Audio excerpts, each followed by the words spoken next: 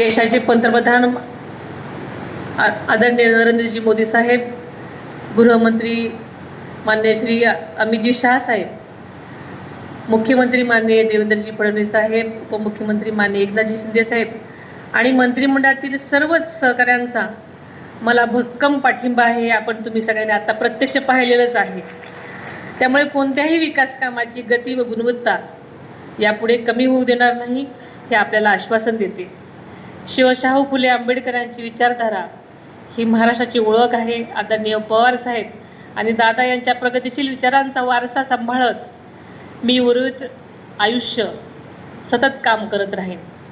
माझ्या लग्नापूर्वीपासूनच मला सामाजिक कार्याचा वारसा जरी लाभला असला तरी 4 वेळा मुख्यमंत्री राहिलेल्या आदरणीय पवार साहेबांची सून म्हणून आणि 6 वेळा उपमुख्यमंत्री राहिलेल्या अजितदादांची पत्नी म्हणून मी गेल्या 40 वर्षात पवार परिवाराची काळजी घेतलेली आहे. आता बारामतीसह राज्याच्या जनतेची सुद्धा काळजी घेण्याची शक्ती मला मिळावी अशी ईश्वराकडे प्रार्थना करते. या निवडणुकीत उमेदवार म्हणून उभे न करण्याचा निर्णय घेतलेल्या सर्व राजकीय पक्षांच्या नेत्यांचं मी मनापासून आभार मानते.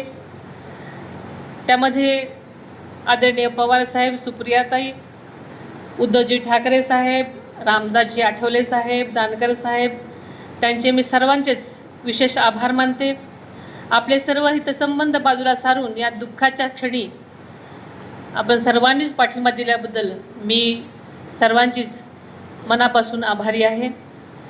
माझ्या उमेदवारी अर्ज भरण्यासाठी प्रेमाने उपस्थित असलेल्या तमाम बारामतीकरांचे, राष्ट्रवादी काँग्रेस पक्षाच्या सर्वच महायुतीतल्या आणि तसेच भाजपच्या, शिवसेनेच्या तसेच मित्रपक्षांच्या सर्वच पदाधिकारी आणि कार्यकर्त्यांचे सुद्धा मी मनापासून, हृदयापासून आभार मानते.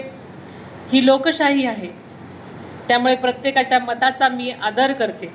मला खात्री आहे जरी ही निवडणूक झाली तरी तुम्ही सर्वजण माझ्या पाठीशी ठामपणे उभे राहाल. तुम्ही माझ्यावर दाखवलेला विश्वास कधीही पोल ठरू देणार नाही.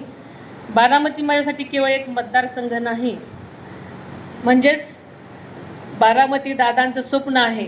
बारामती म्हणजे आपला विश्वास आहे. बारामती म्हणजे माझ्या आयुष्याची ओळख आहे आणि बारामतीचा विकास हाच यापुढे माझा ध्यास आहे.